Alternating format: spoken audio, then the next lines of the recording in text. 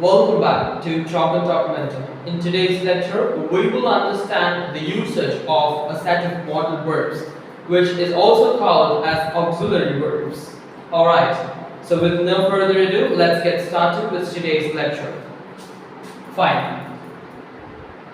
These two verbs are those which we are going to discuss today in today's lecture, and these two verbs are noted for the common mistakes that we commit in day-to-day life when we put them to use. Okay, so understanding this lecture, paying attention and keenly listening to this lecture will probably get you guys rid of all those mistakes that you or I have been committing when we have put them to use. Okay, fine. So with no further time, we'll start with understanding the verbs would and could at a basic level, and then we'll get into the places or the usages of these two verbs. Alright, to understand these two verbs, we need to be focusing on three things, or 3 points probably, that starts with this verb. Okay, so these two verbs would and could both fall under the category of modal verbs. Okay, modal verbs are also called as auxiliary verbs. So auxiliary verbs or modal verbs both are same, and those are a kind of helping verbs in sentences which will be added or which will be inserted in addition to a main verb to make a sentence complete. Okay, all right. So we have many modal verbs. There's a list of modal verbs that starts from can to must, and we also have semi-modal verbs which are also called as quasi-modals. And we will get to know about those verbs separately, quasi-modals separately, and modals or auxiliaries in 2 other videos. We need to be focusing on today's lecture. Alright, let's continue with today's lecture. So these two verbs are falling under the category of modal verbs or auxiliary verbs in other ways. And the second thing that we need to take into consideration is that these two verbs are simply the past form of these base verbs, will and can, which means the past form of will is would and the past form of can is could. So this is another thing that we need to be noting. Alright, next comes the very important aspect to be noted, because everyone needs to pay attention with this third point or with this third thing or all that I'm about to discuss to you from this minute on. For it is from this point you will understand the exact usage of these two verbs, and you will try to you will get rid of all those commonly committed mistakes. Okay, so in order to avoid those mistakes which are commonly committed, you need to be paying attention from this minute onwards. Okay, so in order to understand the places of usage or the general usage of these two modal verbs would and could, we need to understand them by differentiating their usages. Okay, so I have listed the basic 3 differences that we should understand at a very base level to avoid most of the mistakes that we have been committing. Okay, so the first thing is the word would is used in places of suggestion, like you are suggesting to another person, probably your friend, to do something or to have something. Okay, so let me give you an example sentence for that will make you understand in a better way. Okay, just consider the situation that you have come with your friend to a school and it is a suggestion of you to your friend to make his child to join in that school. Okay, I think the situation is clear. So the sentence, the example sentence would be, would you like to take a seat, or would you like to await a seat with this school? Alright, so that's a suggestion. So you are suggesting by giving all the pros of that school, and you are suggesting your friend to have a seat with that institution. So in places of suggestion, you use would. Okay, while on the other hand, for the case of could, you use this verb could in places of request or polite request. For example, consider the situation where you are seated in an examination hall where your pen has run out with ink and you are in need of a pen now. So in this situation, you try to ask a help from a person who is sitting beside you. Okay, there you will politely request him to offer you a pen. So if this is a situation, you can use this.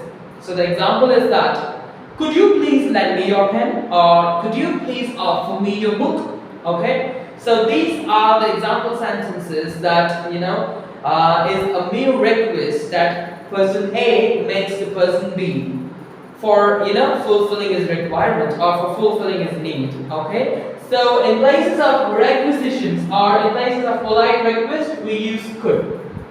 So that's the first thing that we need to understand with the matter of would and could's usages. Alright, now let's quickly go to the second thing. Okay, so we will use would in places of offer. Alright, let's quickly get into another situation. Probably you are an owner of a cafe where you are talking to your customer.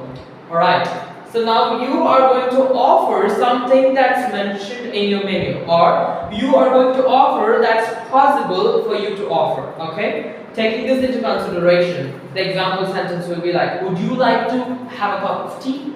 Alright, so this sentence is, or this question is actually an offer that you are making. Okay, you are able to make it to that person, and so you make an offer for the other person in the other end. And your example sentence is such. So, would you like to offer? Would you like to have a cup of tea?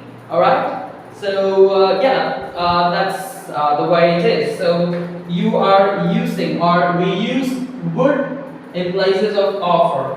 Fine. Now let's get to the second aspect of using, or the second place where we can use could. Alright? Fine. So we use could in places of past ability. Okay? So past ability in the sense, you need to consider this. You might be knowing if clauses where the unfulfilled condition will be very clear to help you guys understanding this particular aspect of the could's usage. Alright. So you are considering the situation where your friend is capable of learning and clearing an exam, but due to his failure with his preparation, he has not cleared this exam. So this is the situation. To make it in a clause, you will write like this, or you will speak like this. So the example sentence is, if the student had prepared well, he could have passed the exam, or he could have cleared the exam. So that means he is actually capable of doing that, but he has failed in doing that. So as a result of his failure, he has failed in the examination. So that's what the ability of past ability, where we can make use of this verb could. Alright. Now let's quickly go to the last way, or last thing in the sense, the basic level of understanding requires these two as well. So to make predictions, we use would. Like, it's a mere prediction. You need to understand this. It's a mere prediction. Alright? So to make a mere prediction, we use would. As in, he would join us the meeting on Monday. Like, you are saying that, or you are expecting a person to join you in a meeting on Monday, but you aren't sure about his presence. That's the matter here. Underline, okay? You are not basically sure about the presence of that person, while you just expect his presence on that day. So it's a mere prediction for the presence of that person, right? So that's where the matter of prediction, where you can make use of would. Alright, now we're going to could, where in places of possibilities we use could. Alright, there is a very minor difference between the usages, between the last aspect of usage, where prediction and possibility are more or less same, but they are not same. You need to understand. See, prediction is a mere guess, but possibility is more than prediction, where it's likely to happen. It will happen and it's likely to happen. That's the matter of difference between the prediction and the possibility. Fine. So in places of possibility, we use could. Alright?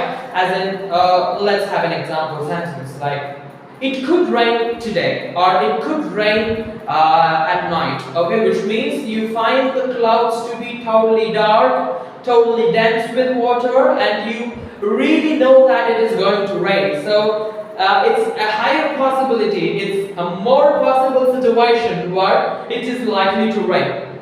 If that is the situation, you can make use of this word could. Alright? So this is the other way of understanding the usage of could. Alright? So in places of suggestion, offer, prediction, we use would. In places of request or polite requisitions or possibilities and past abilities, we use could. Alright? So this is the basic the level of understanding that we all need to have whenever we use these two verbs to avoid the common mistakes.